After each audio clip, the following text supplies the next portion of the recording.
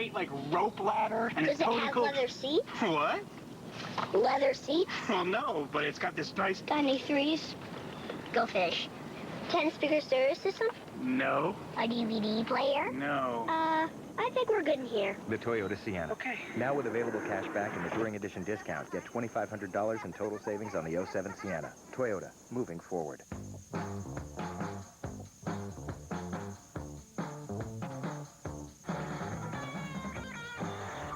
Introducing the 2007 Cadillac CTS Bose Edition, complete with sunroof, Bose sound system, 3.6-liter engine, and wood and leather trim.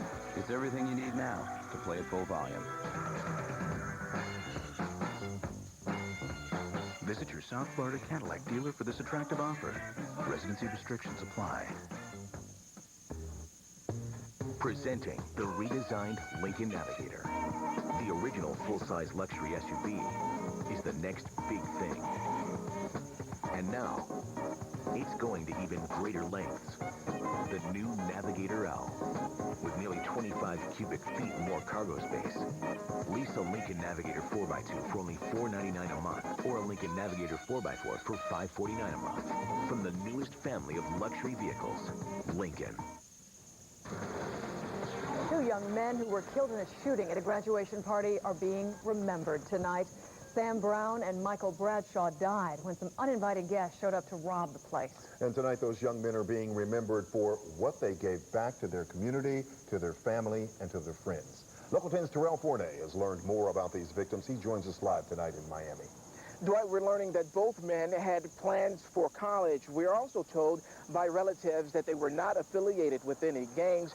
And so they were likely innocent bystanders, according to those relatives, when they went inside of this particular home for a graduation party when bullets started to fly.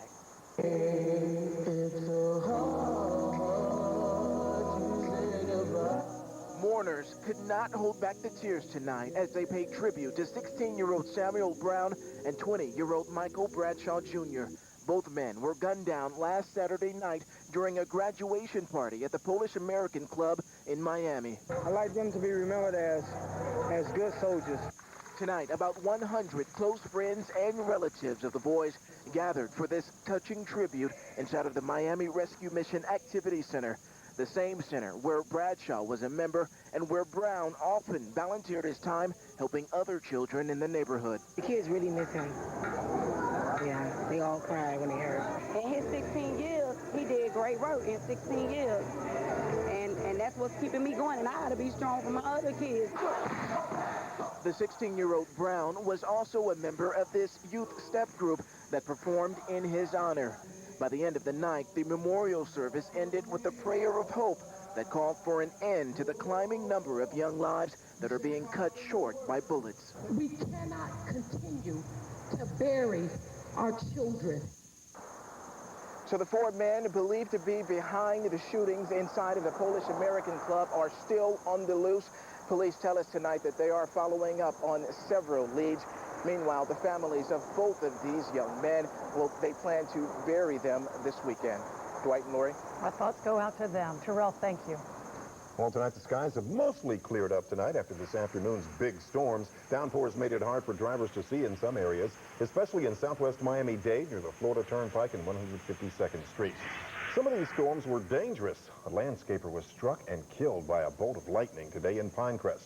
David Canales was working at a home off Southwest 62nd Avenue. Investigators say the bolt first struck a tree before hitting the 44-year-old. So the question is, will we see more stormy skies tomorrow? Our chief meteorologist, Don Noe, is here now with our first look at weather. All right, Ron, I'm going to show you a couple things that are going to add up to maybe a little drier forecast for tomorrow. First of all, for tonight, we've got basically no rain much going on here in South Florida. A lot of rain off the coast, circulating around a low-pressure area up there. Dade and Broward pretty clear. The upper Keys, lower Keys clear. By the way, that is false return. That's chaff that looks north of Key Largo and Key West. Now, tonight, here's a low-pressure area. This has been developing for a couple days here. It's near Jacksonville. And what's happening is you got a flow around to the low this way, kind of a flow that way. And so the rain has been kind of moving and rotating around that low-pressure area. But I think we're probably going to see that low rotate out of here. And if we look at the water vapor imagery, see this kind of dark area here where that's basically drier air. and that will be moving our way. So I think we're going to see fewer showers tomorrow. It's not going to be completely dry, but I think we'll see fewer showers tomorrow. We also have drier air and something called subsidence taking place to the south of us here over Cuba and the Florida Straits. And we're going to talk about that as well as a little area that the Hurricane Center is kind of interested in, a little farther south. We'll take a look at that coming up in a few minutes. Laurie. Thank you, Don. New at 11, a suspect accused of attacking a woman in a fit of road rage has been arrested. Donald Combs is now in police custody, charged with burglary battery. An anonymous tip led detectives to a gym on Commercial Boulevard in Fort Lauderdale this afternoon. There, officers found this 44-year-old inside and his black Jaguar in the parking lot. Combs is accused of attacking Misty Wilson on Monday in Coral Springs after she pulled in front of him to avoid an accident. Police say Combs forced the 26-year-old mother off the road at University and Bramblewood Drives and then grabbed her head through her car window. Police in Davie are looking for the thieves who ambushed an employee at a check cashing store. One of 3 armed men grabbed the female employee as she arrived at the store this morning. While the other 2 suspects waited outside, that robber forced the woman to open the store. The gunman made the woman lock the door, then forced her into the back. That's where he grabbed a substantial amount of cash off camera. The suspect then led the woman back outside and took off. Now, the suspects were last seen leaving in a late 90s model green Toyota Camry, and they were heading east on 595. It's not too often we get to bring you a story like this. Does the name Baby Hope ring a bell? She was the very first newborn left at a Broward fire station, legally under the safe haven law. That was back in 2003. Tonight, Local 10's Janine Stanwood speaks with the firefighters who took in Baby Hope and shows us how the little girl is doing now.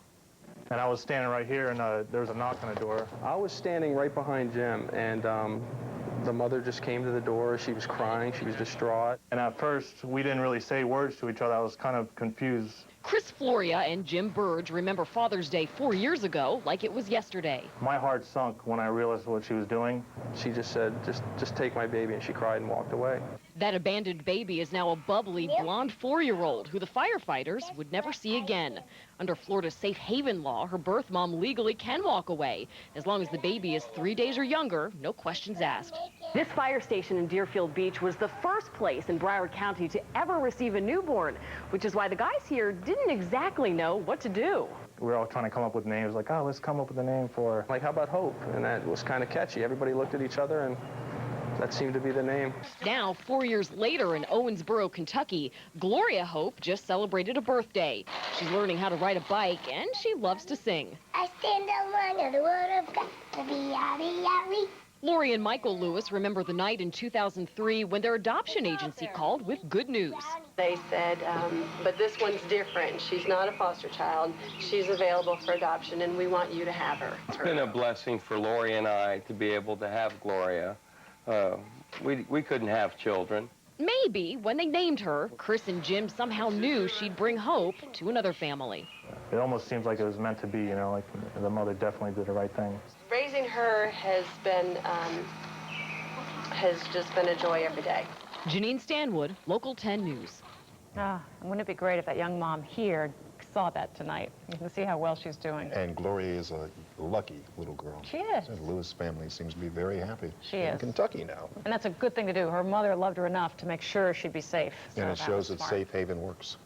Good to see. Well, there is a new toll on State Road 836 you need to know about. Yes, the Dolphin Expressway. You need to know it if it goes into effect soon, July 1st. The new toll booth is located in both the east and westbound directions of the 836, right by 97th Avenue. Take a closer look. The major lanes are Sun Pass only. That costs 75 cents.